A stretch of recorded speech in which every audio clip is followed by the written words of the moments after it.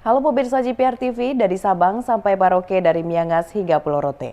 Bertemu lagi bersama saya Mona Azhar-Nisak dalam Kominfo Newsroom.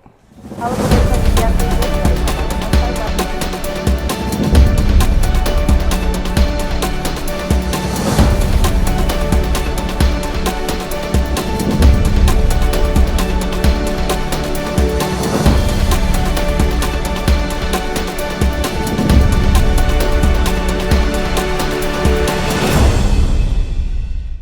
Pemirsa, kita ke informasi pertama. Di Reskrimum Polda Metro Jaya, Kombes Pol Hengki Haryadi mengungkapkan hingga saat ini Polda Metro Jaya telah menetapkan sebanyak 30 tersangka sindikat mafia tanah, di mana 13 orang merupakan pegawai BPN. Sementara itu, Menteri ATR BPN Hadi Cahyanto menyebutkan pihaknya tidak akan pandang bulu dalam menindak kasus mafia tanah.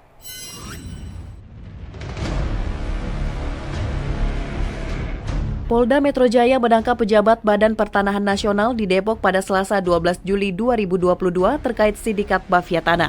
Tersangka berinisial PS pernah menjabat sebagai Ketua Adjudikasi Pendaftaran Tanah Sistematis Lengkap di wilayah Jakarta. Polisi menduga masih ada pejabat BPN lainnya yang terlibat dalam sindikat mafia tanah tersebut. Banyaknya konflik agraria yang tidak terselesaikan dan maraknya praktik mafia tanah yang meresahkan masyarakat merupakan faktor yang mendorong Polda Metro Jaya gencar melakukan pengungkapan kasus mafia tanah. Di Reskrimum Polda Metro Jaya, Kombes Pol Hengki Haryadi mengungkapkan, hingga saat ini Polda Metro Jaya telah menetapkan sebanyak 30 tersangka sindikat mafia tanah dan 13 diantaranya adalah pegawai BPN. Polda Metro Jaya juga berkomitmen untuk memberantas mafia tanah bersama dengan Kementerian ATR BPN. Ada 30 tersangka yang saat ini kami tetapkan, diantaranya sebagian besar adalah ditahan, yang meliputi 13 orang pegawai BPN yang terdiri atas 6 tidak tetap dan 7 ASN. 2 tersangka merupakan ASN pemerintah, 2 orang kepala desa, 1 orang tersangka jasa perbankan, di mana ini menjadi nanti modusnya akan kami jelaskan. Sejak awal sudah ikut dalam proses mafia tanah ini dan juga 12 orang tersangka sipil. Menteri ATR BPN Hadi Cahyanto menyebutkan bahwa pemberantasan masalah tanah sampai ke akarnya merupakan perintah Presiden Joko Widodo. Dan Hadi Cahyanto secara tegas akan menindak dan memproses hukum anggotanya yang terlibat dalam praktik mafia tanah. Bahwa fungsi kontrol itu mutlak. Oleh sebab itu, Irjen Kementerian ATR BPN, saya perintahkan untuk terus mengawal sistem dan kinerja pegawai di lingkup ATR BPN. Saudara-saudara, apabila terjadi pelanggaran, saya tidak segan-segan untuk segera mencopot proses hukum dan pecat.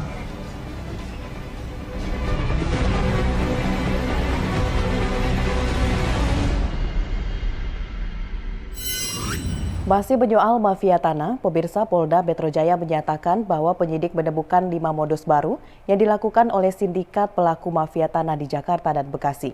Menurutnya, modus yang digunakan oleh sindikat mafia tanah sering tidak disadari masyarakat yang menjadi korban. Di Reskrimum Polda Metro Jaya, Kombes Pol Hengki Haryadi mengungkapkan 5 modus yang acap kali dilakukan oleh mafia tanah dalam melakukan aksinya. Modus yang pertama adalah modus klasik atau yang saat ini banyak terjadi, yakni pelaku menciptakan figur atau peran pengganti dari salah satu anggota keluarga. Terjadi peralihan hak dan pembuatan surat palsu. Dalam modus ini, kepolisian menangkap beberapa notaris karena pembuatan surat yang tidak sesuai dengan prosedur. Modus kedua yang dilakukan mafia tanah ialah mencari dan menentukan target dan dibantu oleh oknum BPN dan pemerintahan di tingkat kelurahan serta kecamatan untuk mengecek alas hak dan akan dibuatkan dokumen palsu untuk melakukan dasar gugatan PT UN. Modus ketiga yakni pelaku mencari dan menentukan target masih tetap dibantu oleh oknum BPN dan pemerintahan di tingkat kelurahan dan kecamatan untuk mengecek alas hak terhadap tanah yang belum bersertifikat, sehingga yang terjadi adalah penguasaan lahan yang secara tidak sah kepada orang lain.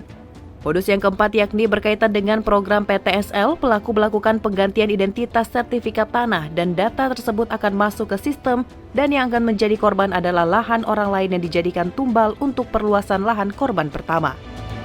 Modus kelima adalah modus yang paling canggih atau dinamakan modus super akun. Dengan modus ini pelaku dapat melakukan input data, validasi tanpa disetujui oleh pemilik hak alas. Karenanya pada kesempatan ini sesuai dengan arahan Bapak Kapolda Metro Jaya, kami membuka hotline juga pengaduan terhadap mafia tanah ini pada nomor 0812 817 1998.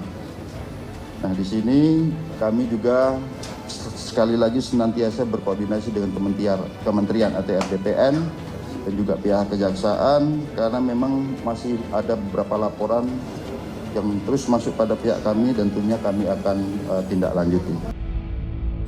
Presiden Joko Widodo bertemu dengan Presiden Republik Demokratik Timor Leste Jose Ramos Horta di Istana Kepresidenan Bogor, Jawa Barat.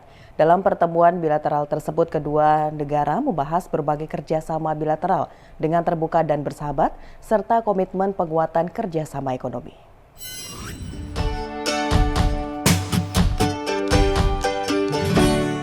Presiden Republik Indonesia Joko Widodo menggelar pertemuan bilateral dengan Presiden Timor Leste Jose Ramos Horta di Istana Kepresidenan Bogor, Jawa Barat, Selasa 19 Juli 2022. Dalam pertemuan ini, Presiden menyampaikan penguatan kerjasama bilateral di antaranya Indonesia dengan Timor Leste bersepakat untuk terus meningkatkan perdagangan dua negara dengan melihat tren perkembangan hubungan perdagangan yang berjalan secara positif. Kedua negara bersepakat untuk memperkuat konektivitas baik melalui darat maupun laut, seperti jalur darat melalui peluncuran trayek bus rute Kupang-Dili. Ketiga, Indonesia dan Timor Leste sepakat untuk memperkuat pembangunan perbatasan dengan pembangunan pos lintas batas negara terpadu Napan. Dan terakhir, Presiden mendorong kedua negara dapat menyelesaikan bilateral investment treaties dan Presiden menyebut nilai investasi Indonesia di Timor Leste mencapai 818 juta US dollar terutama di sektor perbankan migas dan telekomunikasi. Selain kerjasama ekonomi, kita juga membahas isu terkait penyelesaian negosiasi perbatasan dan saya menekankan pentingnya kedua negara untuk segera menyelesaikan dua segmen perbatasan darat yang tersisa, yaitu segmen Noel Besi Citrana dan segmen Bijail Sunan Oben. Dirjen IKP Kementerian Komunikasi dan Informatika Republik Indonesia Usman Kansong dalam sidang disertasi menyorot peran media dalam populisme Islam di Pilkada DKI 2017 lalu. Menurutnya, media sebagai ruang publik mempunyai peran meningkatkan profesionalisme jurnalisme dalam mengurangi polarisasi sosial di masyarakat. Direktur Jenderal Informasi dan Komunikasi Publik Kementerian Komunikasi dan Informatika Usman Kansong berhasil meraih gelar Doktor Program Studi Ilmu Komunikasi dari Universitas Indonesia dengan nilai 3,78 pada Senin 18 Juli 2022. Dalam penelitian disertasi yang berjudul Mediatisasi Populisme Islam di Pilkada DKI 2017 dengan menggunakan pendekatan strukturasi, Dirjen IKP Usman meneliti terkait bagaimana media melakukan tindakan sosial yang mampu memeditisasi populisme Islam di Pilkada daerah Ibu Kota Jakarta. Dirjen IKP Usman juga mengungkapkan dengan dilakukannya disertasi ini mampu menjadikan media sebagai ruang publik untuk meningkatkan nilai-nilai profesionalisme jurnalisme dalam mengurangi polarisasi sosial di masyarakat. Adapun ruang publik yang akan dibuat nantinya dapat menciptakan diskursus politik serta sosial dan membuat media sebagai agen untuk segera aktif berkolaborasi bersama dengan kelompok lapisan masyarakat. Ya, ruang publik yang diciptakan itu media yang menciptakan. Ya, media perlu mengundang ya semua kelompok masyarakat yang bertarung di dalam politik untuk berdiskusi di media. Berdiskusi di media ya supaya terjadi kohesi sosial begitu, terjadi perpaduan atau persatuan begitu. Nah, kira-kira itu yang ingin disampaikan. Jadi media sendiri yang menjadikannya sebetulnya itu media sendiri karena media adalah agensi. Ya, media itu agen dia agen, jadi dia harus secara aktif menjadikan dirinya sebagai ruang publik bagi berbagai kelompok masyarakat begitu. Pemirsa, usai jeda kami akan kembali dengan berbagai informasi lainnya. Tetaplah bersama Kobe Info Newsroom.